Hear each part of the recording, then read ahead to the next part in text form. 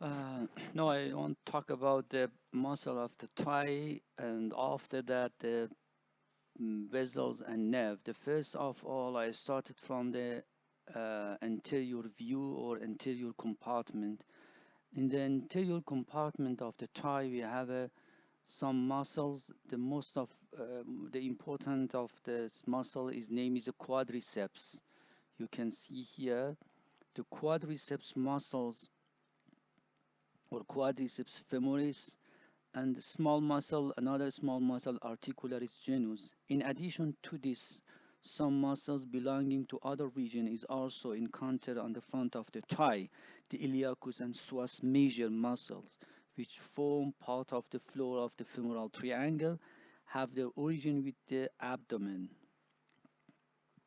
Okay, the quadriceps femoris, as you see these pictures, this is a quadriceps femoris, is so called because it consists of four parts.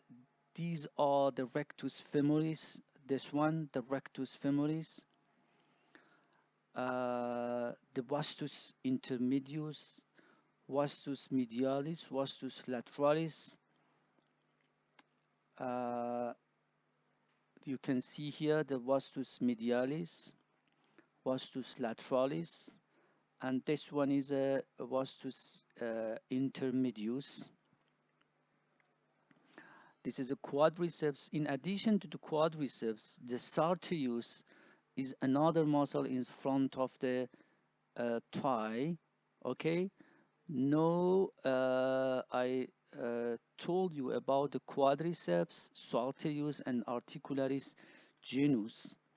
The articularis genus is a small muscle consists of the few muscular slips that arise from the anterior surface of the shaft of the femur a few centimeters above patellar articular margin. They are inserted to upper part of the synovial membrane of knee joint. They pull the synovial membrane upward during the extension of the knee, thus preventing damage to it. Okay, the psoas major and the iliacus, you can see here, this is a psoas majors fibers in here. Excuse me. Uh, this is a psoas major. This one is a psoas major and iliacus. In here, iliacus muscles and psoas major. This muscle form the lateral part of the floor of the femoral triangle. And as you see here, the iliacus muscles arise or originated from the iliac fossa in the hip bone, and psoas major arise from the transverse process of the lumbar vertebra and lateral part of the body of lumbar vertebra. The both muscles join together, and finally the tendon of this muscle below the inguinal ligament come down and finally inserted to the lesser trochanter of the femur. These muscles innervated by branches of the lumbar plexus, and the main action of these muscles, we say that iliopsoas muscles, because the both of them inserted to the one points, the main action of this muscle is flexion of the hip. Okay, now I want to talk about the another muscles of anterior compartment of the thigh. As you told you, the sartorius, the Latin word is means the tailor. The sartorius, you can see here, the sartorius originated from the anterior superior iliac spine and inserted upper part of medial surface of the shaft of tibia in the same point that two another muscles attached to this point, gracilis and semitendinosus. These muscles attached to the upper part of the medial surface of shaft of tibia and making one uh, here you can see that the sartorius insertion, excuse me, the sartorius insertion here. In this picture you can see the sartorius insertion of the muscles here. This is a sartorius insertion, the origin, the insertion, and here with two another muscles from the medial compartment and posterior compartment, making a spatial terms pes ansernius. It means that these three muscles inserted to the one point, and the shape of the attachment is like a specific structure. We say that pes ansernius. Okay, what's the action of the sartorius? The sartorius, the first of all, innervated by the femoral nerve. All of the muscles in anterior compartment of the thigh innervated by femoral nerve. We say that the femoral nerve is a nerve of the anterior compartment. This is an important point. Femoral nerve. Okay, all of the muscles in the anterior compartment innervated by femoral nerve.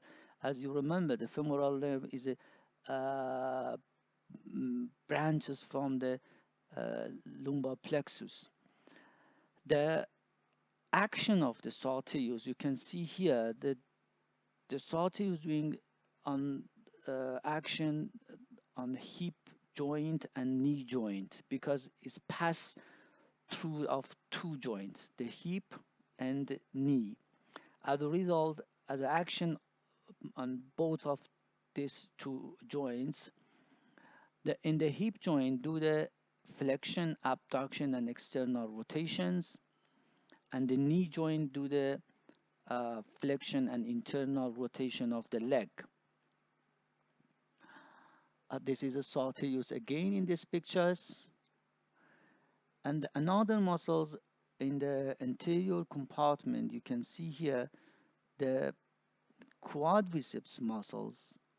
As you see here, the quadriceps has a four heads, rectus femoris, this one, vastus medialis, vastus lateralis, and if you remove the rectus femoris, under the rectus femoris you can see that vastus intermedius. This one is a vastus intermedius. This one is vastus intermedius. Okay, this is a vastus intermedius. Now I want to talk about the origin of this quadriceps muscles. The first of all, the rectus femoris, as you see here, the rectus femoris has the origin of the rectus femoris attached to 2 points. One of them attached to the anterior inferior iliac spine, inferior iliac spine. We say that straight head from the anterior inferior iliac spine, and reflected head from the groove above the margin of acetabulum here. This is a straighted head, and this one is a reflected head, arise of one margin of the acetabulum fossa. The both head join together and finally join to the patella tendon. The patella tendon is inserted to the tibial tuberosity of the tibia bone.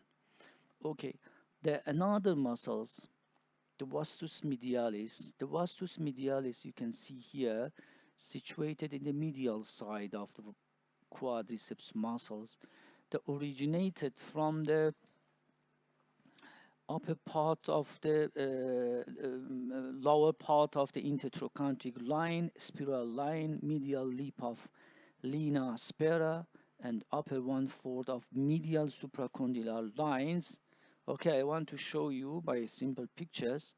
If you imagine the femurs, this is a femurs, this is a femurs. Okay, this is a femurs.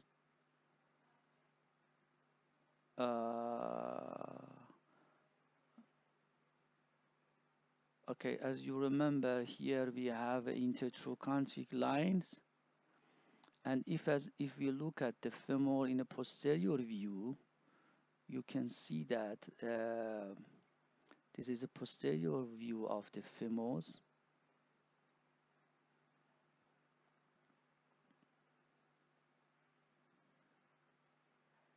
Here in the posterior view, we have some point. This is an intertrochanteric line.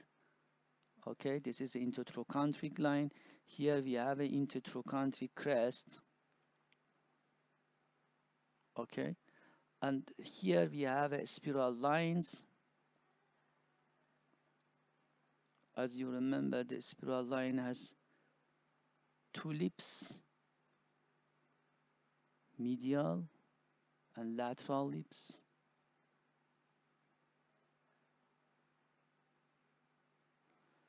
And here, in the upper part, the spiral line separated from each others,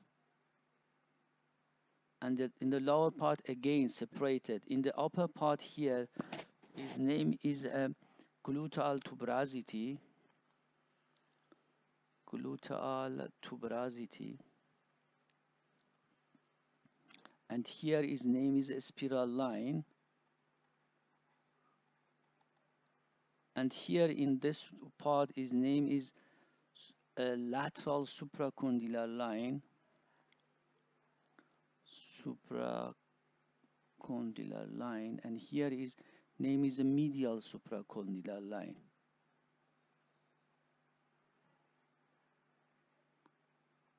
Supracondylar line. Okay. Now I want to talk about the vastus medialis, as I told you, because these muscles is arise from the lower part of the intertrochanteric line here. This is the intertrochanteric line, and coming here, rotate to the posterior in the spiral line, the medial lip of the linea aspera, and 1/4 upper part of the medial supracondylar lines. Okay, is started from here, go to the posteriors, to the spiral line, medial lip of the linea aspera, and 1/4 upper of medial supracondylar line. This is the origin of the vastus medialis. The vastus in lateralis, the origin in a line from the upper part of the intertrochanteric line, anterior and inferior border of great trochanter, lateral lip of gluteal tuberosity, and upper half of lateral lip of linea aspera. I show by simple pictures again. Is started from here, the upper part of the, the upper part of the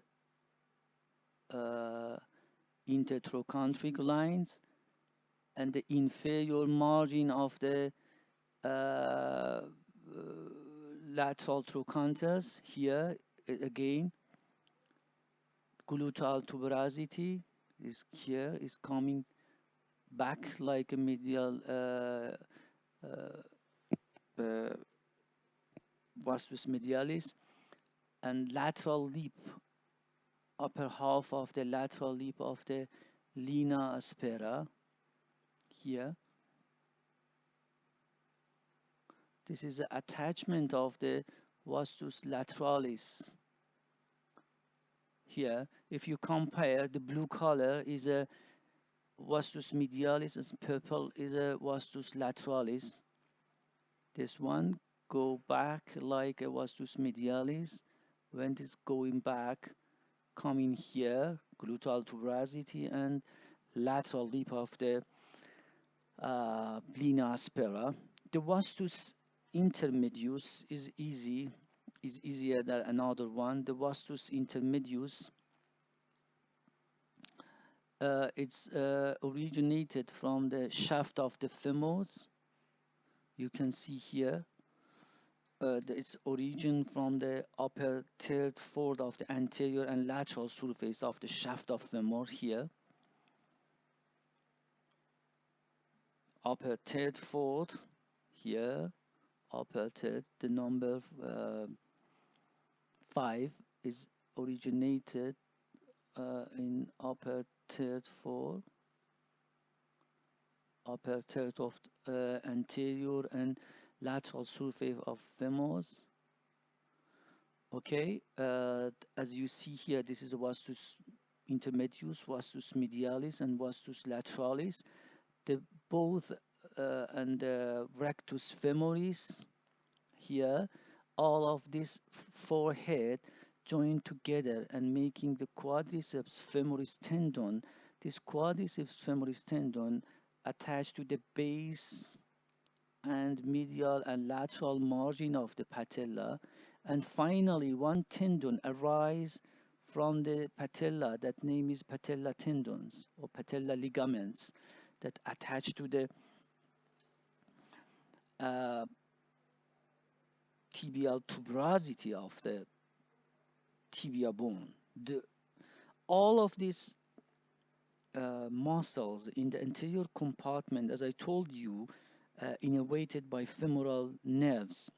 What about the action? The rectus femoris pass through two joint. As a result, not only has an act on the knee joint, but also has an act on the hip.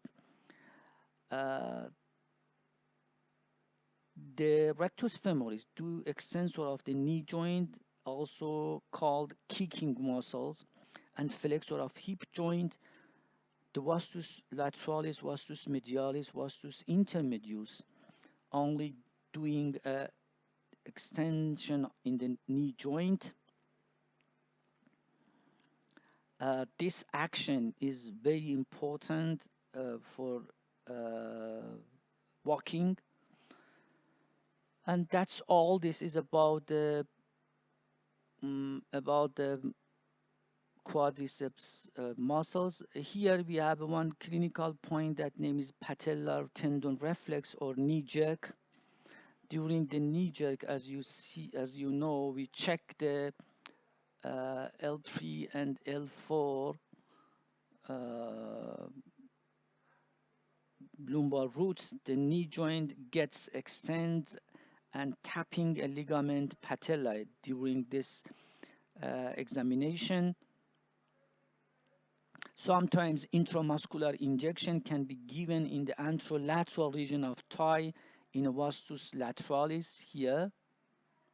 Sometimes the injection doing in here in clinics. This is a vastus lateralis here. That usually, if we have an injection, is doing these sites. Okay, now I want to talk about the vessels and nerves in here. The first of all, I started from the femoral nerves. Here, you can see that, as I told you, the femoral nerve is a chief nerve of anterior compartment of the thigh.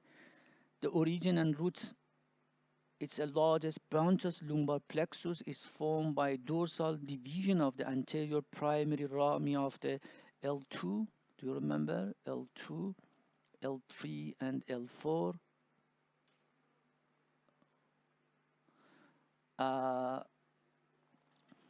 It entered the femoral triangle by passing behind the inguinal ligaments. Here, this is the inguinal ligaments. Just lateral to the femoral artery. In the thigh, it lies the groove between the iliacus and psoas major outside the femoral sheath. This is an important point. and lateral to femoral artery. Uh, this is an important point that the nerve is not included in the femoral sheath as its formation is behind the fascia iliaca. After the short course of about 2.5 centimeters between the inguinal ligaments here, the nerve divided to the anterior and posterior division, which separated by lateral circumflex femoral artery. This is again is important for dissection room. If you imagine, for example, this is a this is a femoral nerve is divided to the lateral and anterior and posterior division, and between these two branches we can find in a dissection room one artery, lateral circumflex femoral artery is situated between these two branches. It means that these two branches separated by the one artery, that name is lateral circumflex femoral artery. You can see here, this is a lateral circumflex femoral artery. This is an anterior branch, and posterior to this artery you can find. This is a lateral circumflex femoral artery in here. The branching and distribution, the anterior division you can find in here, the anterior division has one motor fibers, only the motors, one motor branches that innervated, this motor branches innervated the sartorius, and posterior and some sensory branches, that name is anterior medial cutaneous nerve of thigh and intermediate cutaneous. Medial cutaneous and intermediate cutaneous.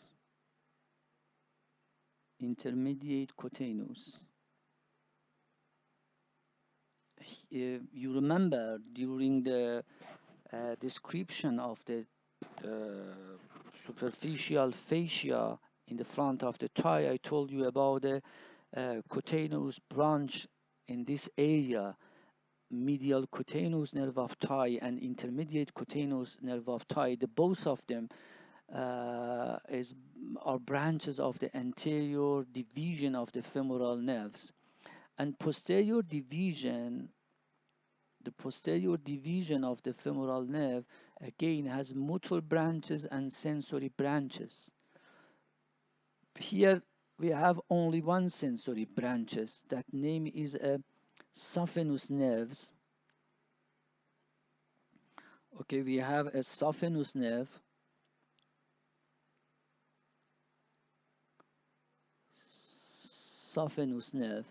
and many branches to the vastus, many motor branches for muscle of the front of the thigh.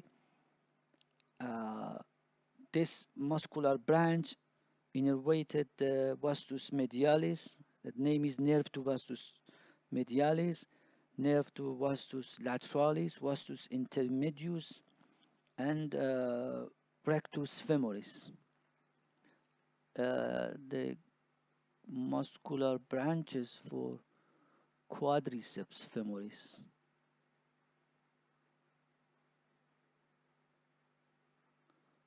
Except the sartorius, another branch, another muscles in the front of the thigh innervated by posterior division of the femoral nerves. Okay, here you can see that some muscular branch, for example, the vastus, this is a rectus femoris.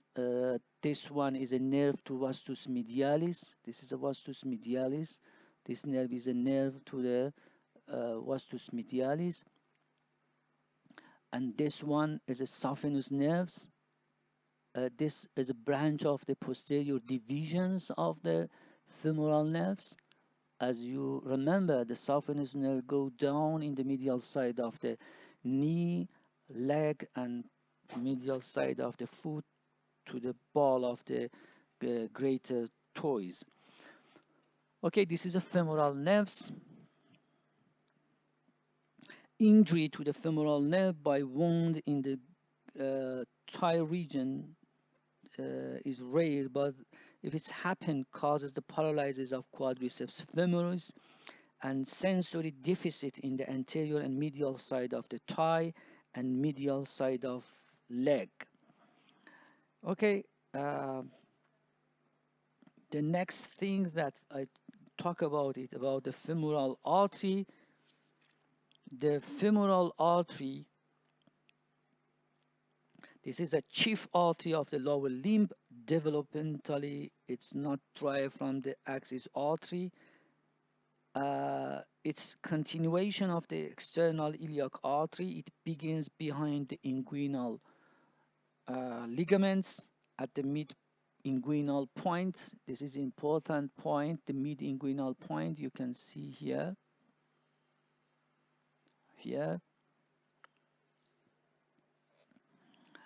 Now I want to talk about the extent and course.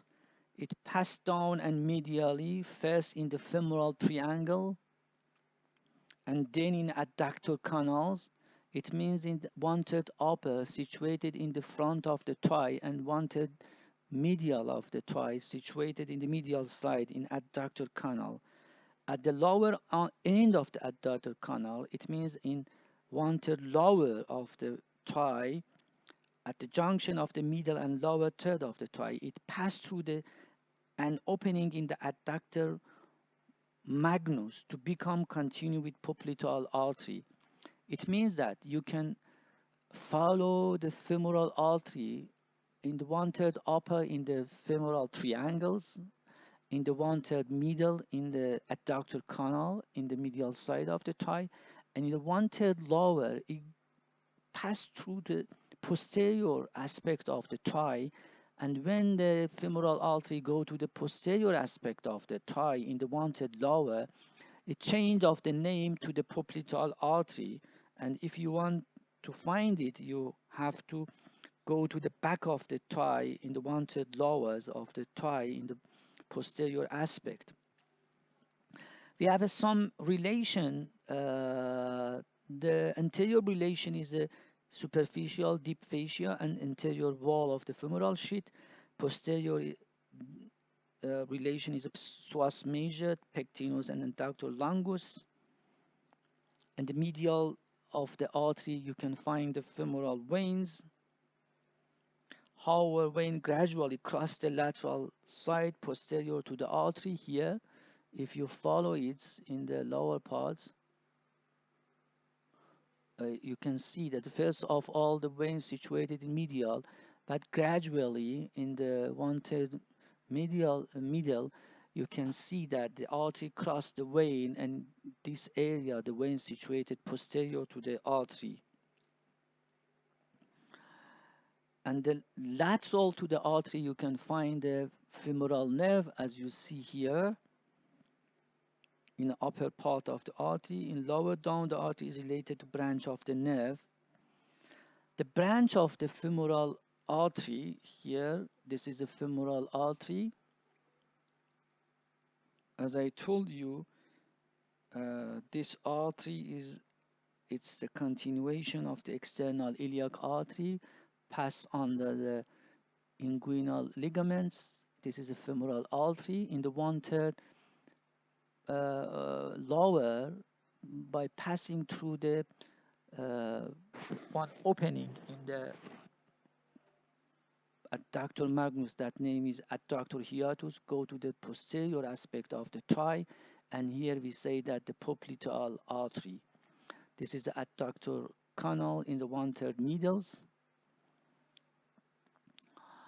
And here I want to talk about the branch of femoral artery in the femoral triangles. The femoral artery give off 3 superficial and 3 deep branches in the femoral triangle. This is the superficial branches, superficial the superficial branches. His name is superficial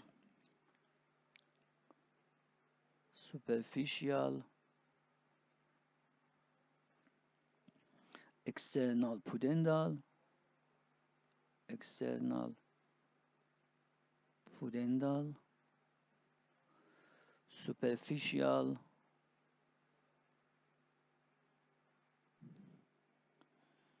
epigastric,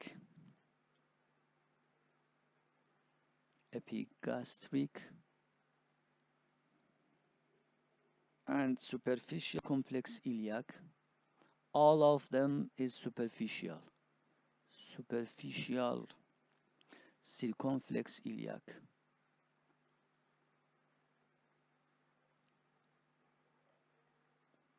Okay, the superficial external pudendal, as a name, supply the skin of external genitalia. The superficial epigastric for skin and fascia of lower part of anterior abdominal wall, and superficial circumflex iliac for skin along the iliac crests. It means here we have a three superficial. For example, this one is a superficial epigastric, superficial external pudendal, and superficial circumflex iliaca. Okay,